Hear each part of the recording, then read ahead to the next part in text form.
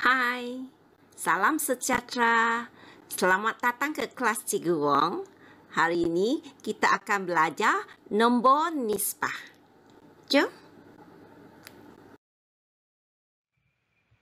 Apa yang dimaksud dengan nombor nisbah?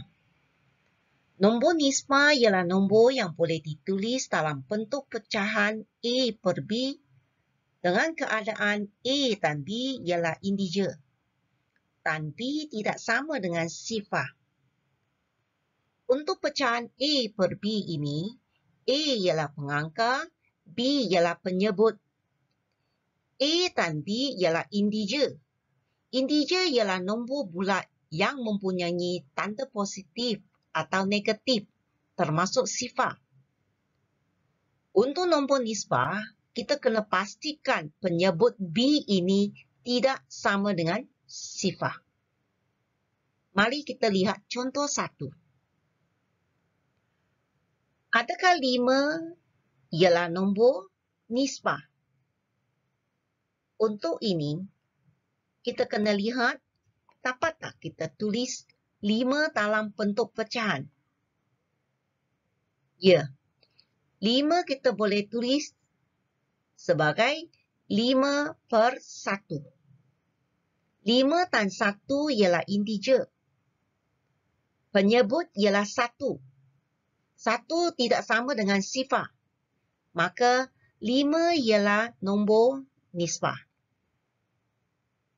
Contoh 2. Negatif 9. Adakah negatif 9 ialah nombor nisbah?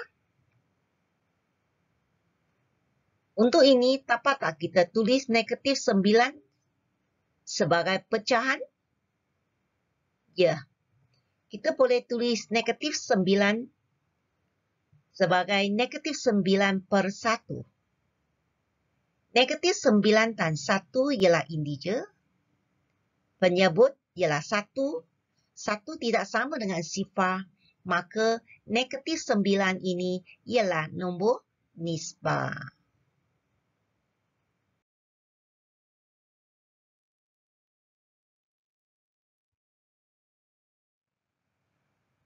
Seterusnya, mari kita lihat contoh 3. Sifar populan 3. Adakah sifar populan 3 ialah nombor nisbah? Dapat tak kita tulis sifar populan 3 dalam bentuk pecahan? Ya. Untuk sifar populan 3 ini, kita pindahkan titik perpuluhan ini ke kanan satu langkah. Kemudian kita bahagi dengan 10. So, sekarang sifar perpuluhan 3 sama dengan 3 per 10. 3 dan 10 ialah integer. Penyebut ialah 10. 10 tidak sama dengan sifar. Maka sifar perpuluhan 3 ialah nombor nisbah. Contoh 4. Bagaimana dengan 2,3? Adakah 2,3 ialah nombor nisbah? Seperti tadi, kita pindah satu langkah ke kanan dan bahagi dengan 10. Maka 2,3 sama dengan 23 per 10. 23 dan 10 ialah integer. 10 tidak sama dengan sifar, maka 2,3 ialah nombor nisbah. Contoh 5. Bagaimana dengan 2,15? Adakah 2,15 ialah nombor nisbah atau bukan? Okay, dapat tak kita tulis 2,15 ini dalam bentuk pecahan? Ya. Seperti tadi, kita pindahkan titik perpuluhan ini ke kanan 2 langkah. 1, 2. Kemudian kita bahagi dengan 100. So, sekarang 2,15 sama dengan 215 per 100. Okay, kita pemudahkan. 215 dengan bagi dengan 5, kita akan dapat 43.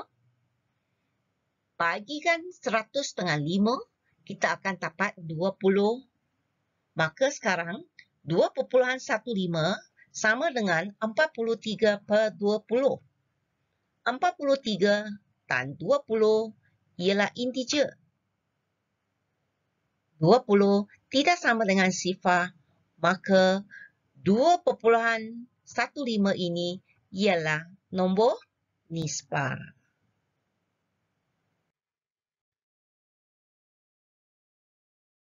Seterusnya, kita akan menjalankan pengiraan yang melibatkan gabungan operasi bagi nombor nisbah. Mari kita lihat contoh 1. Cari nilai bagi negatif 1,6 darab 5/8 tolak negatif 0,7. Untuk gabungan operasi, kita kena ingat kembali tertib operasi, iaitu selesaikan operasi di dalam tanda kurungan dahulu, kemudian selesaikan operasi darab atau bahagi. Akhir sekali, kita selesaikan operasi tambah atau tolak. Di sini, kurungan hanya digunakan untuk membezakan operasi tolak dengan negatif 0,7. Maka untuk contoh ini, kita perlu selesaikan operasi darab dahulu. So, kita tukarkan negatif 1,6 kepada pecahan, iaitu sama dengan negatif 16/10. Begitu juga negatif 0,7 ini boleh tukar sama dengan negatif 7/10. So, sekarang kita boleh tulis sama dengan negatif 16/10 darab 5/8 tolak negatif 7/10. Okey, seterusnya kita lihat sini melibatkan pecahan darab pecahan. Maka kita perlu pemudahkan dua pecahan ini. Kemudian baru kita darabkan pengangka dengan pengangka dan penyebut dengan penyebut. So, kita cuba pemudahkan 5 dengan 10. 5 bahagi 5 dapat 1. 10 bahagi 5 dapat 2. Begitu juga dengan 8 dan 16. Kita bahagikan 8 dengan 8 dapat 1. Bahagikan 16 dengan 8 dapat 2. So, di sini pengangka ialah 2, penyebut ialah 2 juga. So, kita boleh pemudahkan lagi. So, 2 bahagi 2 dapat 1. 2 bahagi 2 dapat 1. So, sekarang kita darabkan pengangka dengan pengangka, penyebut dengan penyebut. So, negatif 1 darab 1 dapat negatif 1. 1 darab 1 ialah 1. So, sekarang kita dapat negatif 1/1, iaitu sama dengan negatif 1. So, seterusnya kita boleh tulis sama dengan negatif 1 tolak negatif 7/10. So, di sini kita perlu tukarkan negatif dengan negatif. So, negatif darab negatif ini akan jadi positif. So, sekarang kita boleh tulis sama dengan negatif 1 tambah 7/10. So, ini akhirnya akan sama dengan negatif 3/10.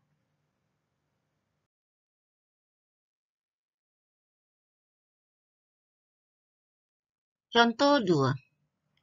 Cari nilai bagi 7/8 tolak dalam kurungan 2/3/4 darab 3/5. Ikut tertib operasi, kita perlu selesaikan operasi di dalam tanda kurungan dahulu. Maka, kita tukarkan nombor bercampur 2/3/4 kepada pecahan tak wajar, iaitu sama dengan 11/4. Maka seterusnya kita boleh tulis sama dengan 7/8 tolak dalam kurungan 11/4 darab 3/5. Okey, di sini kita perlu pemudahkan dua pecahan ini. Okey, sekiranya kita tidak dapat pemudahkan, maka kita perlu darabkan pengangka dengan pengangka, penyebut dengan penyebut. So, di sini kita tidak dapat pemudahkan, maka 11 darab 3 dapat 33. 4 darab 5 dapat 20. So, seterusnya kita boleh tulis sama dengan 78 tolak 33 per 20. So, sekarang kita perlu tolak pecahan. Maka kita perlu ada penyebut yang sama. Penyebut sekarang ialah 8 dan 20. Maka kita guna kaedah pembahagian berulang untuk mendapatkan gandaan sebenarnya terkecil GSTK bagi 8 dan 20. Maka sekarang kita dapat sama dengan 40. Okey, kita perlu mempunyai penyebut sama dengan 40. So, untuk dapat 40, kita darabkan 8 dengan 5. Kemudian 7 perlu juga darab dengan 5. So, 7 darab 5 kita dapat 35. Begitu juga dengan 20 darab 2 dapat 40. 33 darab 2 dapat 66. So, seterusnya kita boleh tulis sama dengan 35 per 40 tolak 66 per 40. Iaitu sama dengan negatif 31 per 40.